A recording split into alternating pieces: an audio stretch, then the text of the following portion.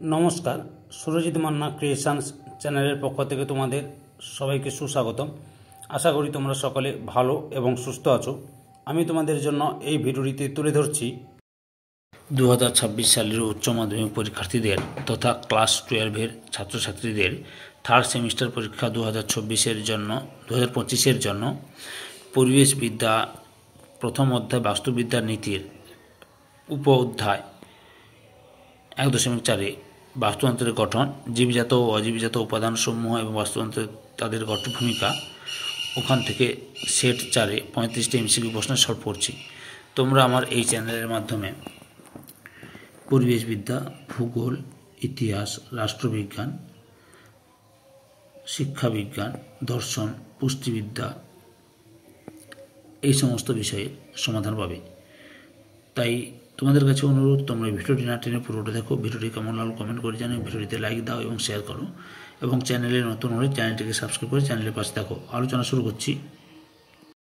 প্রথম প্রশ্ন, বাস্তুতন্ত্রের কাঠামো বলতে কী বোঝানো হয়? অপশান ডিতে বাস্তুতন্ত্রের অন্তর্গত সকল সজীব ও জড় উপাদানের সংগঠন। পরের প্রশ্ন, কোন বসতি অঞ্চলে জীবগোষ্ঠীগুলি একে অপরের সঙ্গে এবং অজৈব পরিবেশের সঙ্গে মিথস্ক্রিয়া করে কী গঠন করে? অপশান সিতে বাস্তুতন্ত্র।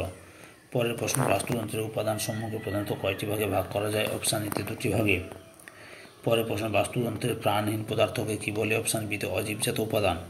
পরের প্রশ্ন, বাস্তুতন্ত্রের জীবজ উপাদান হলো? অপশান বিতে উৎপাদক। পরের প্রশ্ন, যে কোনো একটি ইকোসিস্টেম টিকে থাকতে কোন জোড়াটি অধিক প্রয়োজন? অপশান সিতে উৎপাদক ও বিয়োজক। পরের প্রশ্ন, আকার ও আয়তন অনুযায়ী খাদক গোষ্ঠীকে কী কী ভাগে ভাগ করা হয়? অপশান বিতে বৃহৎ খাদক ও অনুখাদক। পরের প্রশ্ন, খাদ্য খাদক সম্পর্ক অনুযায়ী খাদ্য কয় প্রকার? অপশান ডিতে 3 প্রকার। পরের প্রশ্ন, ব্যাকটেরিয়া হলো বাস্তুতন্ত্রের? অপশান ডিতে মাইক্রো কনজিউমার। পরের প্রশ্ন, অনুখাদক উদ্ভিদ ও প্রাণী দেহ থেকে প্রধানত কী সংগ্রহ করে? অপশান সিতে পুষ্টিরস। পরের প্রশ্ন, বাস্তুতন্ত্রের বিভিন্ন পুষ্টি স্তরের মধ্যে শক্তির প্রবাহ কেমন হয়? অপশান এতে একমুখী। পরের প্রশ্ন, একটি বাস্তুতন্ত্রের চালিকা শক্তি হলো? অপশান ডিতে সৌরশক্তি। পরের প্রশ্ন, খাদ্য শৃঙ্খলে শক্তির প্রবেশ ঘটে যার মাধ্যমে, তা হলো? অপশান সি এতে উৎপাদক। পরের প্রশ্ন, নিচের বিকল্পগুলির মধ্যে কোনটি উদ্ভিদের বৃদ্ধি ঘটাতে সাহায্য করে? অপশান সিতে এ ও বি উভয়ই। পরের প্রশ্ন, উদ্ভিদের ফটোট্রফিক ও ফটোনেস্টিক চলন কিসের দ্বারা প্রভাবিত হয়? অপশান ডিতে সূর্যালোক দ্বারা। পরের প্রশ্ন, মৃত্তিকাস্থিত জলকে কী বলা হয়? অপশান বিতে কৈশিক জল। পরের প্রশ্ন, সপুষ্পক উদ্ভিদের প্রস্ফুটনে কে উল্লেখযোগ্য ভূমিকা পালন করে? অপশান সিতে তাপমাত্রা। পরের প্রশ্ন, পরিযায়ী পাখিদের পরিব্রাজনের নিয়ন্ত্রণকারী হিসেবে কে কাজ করে? অপশান সিতে সূর্যালোক। পরের প্রশ্ন, প্রাণীদের সকল প্রকার কোষীয় রসের প্রধান উপাদান কী? অপশান সিতে জল।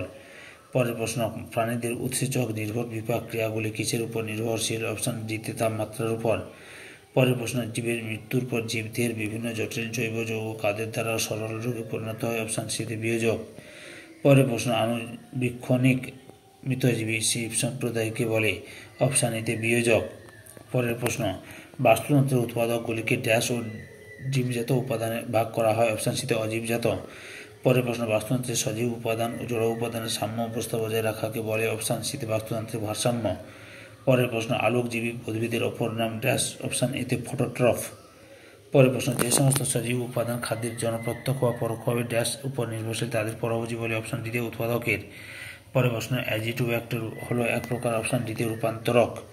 পরের প্রশ্ন, পুষ্টিমহল ও শক্তি আবর্তনের ফলে বাস্তুতন্ত্রের বিভিন্ন পুষ্টি স্তরে বাস্তুতন্ত্রের উৎপাদনশীলতা ড্যাশ? অপশান সিতে বৃদ্ধি পায়।